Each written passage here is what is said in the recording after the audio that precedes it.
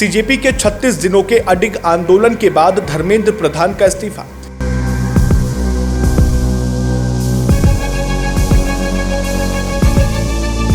BJP सांसदों का कबूलनामा, फैसले में देरी से सरकार की अंदरूनी कमियां उजागर हुई।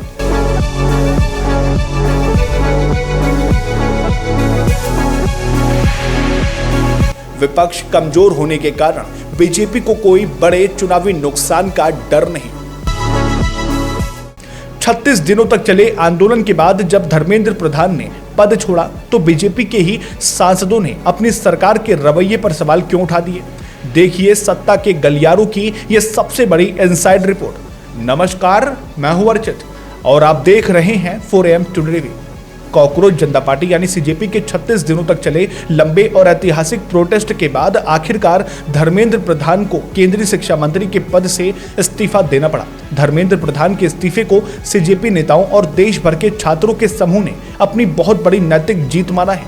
लेकिन इस इस्तीफे के ठीक बाद भारतीय जनता पार्टी के भीतर से जो अंदरूनी खबरें और नेताओं की प्रतिक्रियाएं निकलकर सामने आ रही हैं, उन्होंने सत्ता के गलियारों में खलबली मचा दी है। जनसत्ता और इंडियन एक्सप्रेस की रिपोर्ट के मुताबिक बीजेपी के कई वरिष्ठ नेताओं और सांसदों ने यह साफ स्वीकार किया है कि इस लंबे चले विरोध प्रदर्शन से केंद्र सरकार और खुद प्रधानमंत्री नरेंद्र मोदी की बेदाग छवि को एक बड़ा नुकसान जरूर पहुंचा है। सोमवार को जब संसद की कार्यवाही शुरू हुई तो कई बीजेपी नेताओं और सांसदों ने अनौपचारिक बातचीत में माना कि धर्मेंद्र प्रधान से इस्तीफा लेने का यह फैसला बहुत पहले लिया जा सकता था। पार्टी के अंदरूनी वर्ग का तर्क है कि अगर संसद का मानसून सत्र शुरू होने से पहले कैबिनेट में फेरबदल कर दिया जाता और धर्मेंद्र प्रधान को पद से हटा दिया जाता तो उनके इस्तीफे की मांग पहले ही खत्म हो जाती। एक बीजेपी सांसद ने यहां तक कह दिया कि इस आंदोलन को 36 दिनों तक लंबा खींचकर हमने खुद दुनिया के सामने पार्टी और सरकार की अंदरूनी कमजोरियों को उजागर कर दिया। नेताओं का मानना है कि मामले को समय रहते न सुलझाना सरकार से हुई एक बड़ी प्रशासनिक चूक थी। हालांकि इन तमाम कबूलनामों के बावजूद बीजेपी रणनीतिकारों और शीर्ष नेताओं का यह दावा है कि इस पूरे विवाद से भले ही प्रधानमंत्री मोदी की साख पर थोड़ा असर पड़ा हो, लेकिन इसका कोई बड़ा राजनीतिक या चुनावी नुकसान पार्टी को नहीं होने वाला।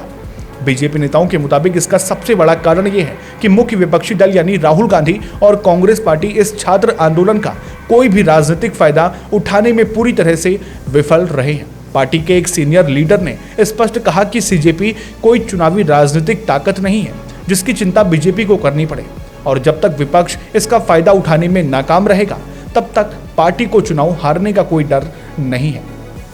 रिपोर्ट में इस बात का भी खुलासा हुआ है कि प्रधानमंत्री नरेंद्र मोदी खुद इस पूरे मामले की कमान संभाले हुए थे। पार्टी सूत्रों का कहना है कि पीएम मोदी का धर्मेंद्र प्रधान को पद छोड़ने के लिए कहना यह दिखाता है कि वे सिद्धांतों और लोगों के भरोसे को प्राथमिकता देते हैं। सीजेपी नेताओं के साथ बातचीत के लिए भेजे गए केंद्रीय मंत्री जेपी नड्डा और डॉक्टर जितेंद्र सिंह सीधे प्रधानमंत्री को ही रिपोर्ट कर रहे थे।